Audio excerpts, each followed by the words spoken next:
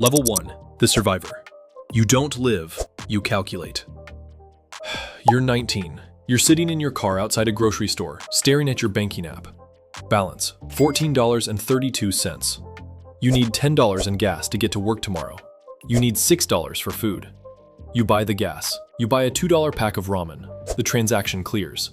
But a pending subscription hits your account an hour later. Your balance drops below zero. The bank hits you with a $35 overdraft fee. You now have negative $22.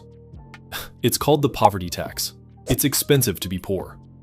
You sell your blood plasma twice a week just to keep the lights on. The needle leaves scars on your arms.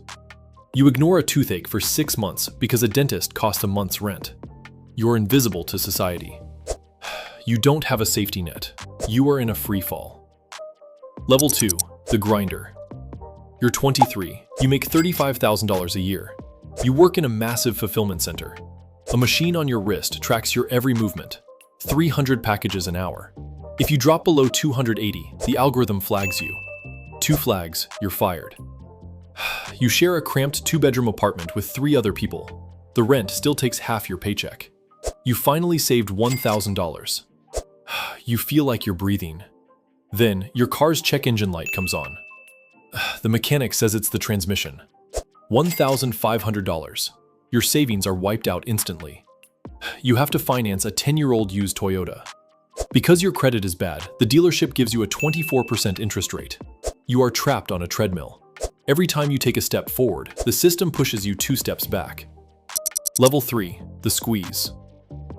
You're 28. You did everything society told you to do.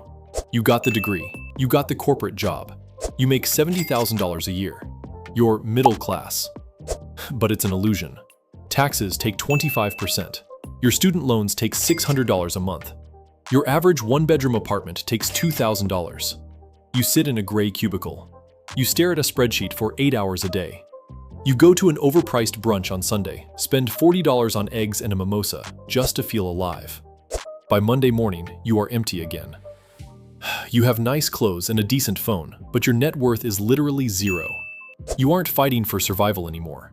You are fighting against mediocrity. And the clock is ticking. Level 4. The golden handcuffs. You're 35. You're a director. You make $180,000 a year. You made it. You buy a 4-bedroom house in the suburbs. You lease a Tesla. You have a spouse, a dog, and a 401k. But lifestyle creep has you by the throat. Your mortgage is $4,500. Daycare is $2,000. The car payments, the vacations, the organic groceries. You make almost $200,000, but at the end of the month, you have exactly $0 left over. You are just as trapped as the guy at level 1, but your cage is made of gold. The stress is physical. You work 60 hours a week. You answer Slack messages in bed at 11:30 p.m. If you lose your job, you lose the house in 60 days. You swallow your pride, smile at a boss you hate, and keep the wheel spinning. Level 5. The 1%. You're 45. You're in the C-suite, or you run a highly successful business.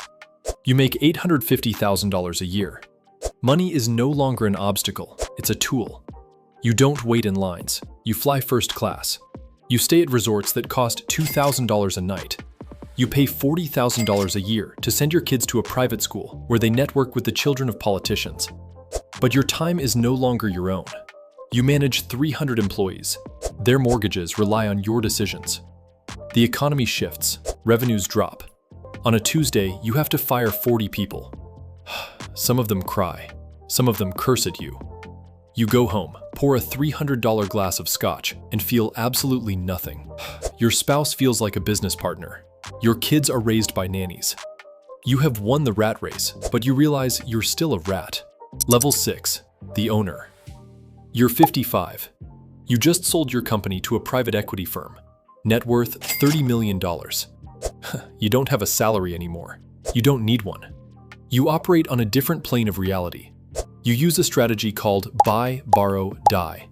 You never sell your assets because selling triggers a 20% capital gains tax. Instead, you go to a major bank. You take out a $2 million loan against your stock portfolio at a 3% interest rate. The money is completely tax-free. You buy a yacht. You buy a vacation home in Aspen. But paranoia sets in. Your friends stop seeing you as a person. They see you as a bank. Every dinner ends with a business pitch. Every relative has an emergency. You force your house staff to sign ironclad non-disclosure agreements. You trust no one. You build a 10-foot wall around your estate. You have bought your freedom, but you've isolated yourself from humanity. Level 7, the Titan, the billionaire. You don't just participate in the economy, you shape it. Your net worth is $4 billion. You are a corporation disguised as a human. Your assets are hidden in a labyrinth of holding companies in Delaware, trusts in South Dakota, and Shellcore in the Cayman Islands. You don't lobby politicians, they fly to you. A senator calls you on your private cell to ask your opinion on a tax bill. You move markets with a single tweet. You employ 50,000 people. But your reality is completely distorted. You haven't driven a car or opened a door for yourself in a decade. You are surrounded by highly paid yes men. If you have a terrible idea, they will tell you it's genius. Your security detail travels with you everywhere. Background checks are run on anyone who steps within 50 feet of you. You look down from your penthouse in Manhattan. You conquered the game. You have all the power in the world. But there is nowhere left to climb.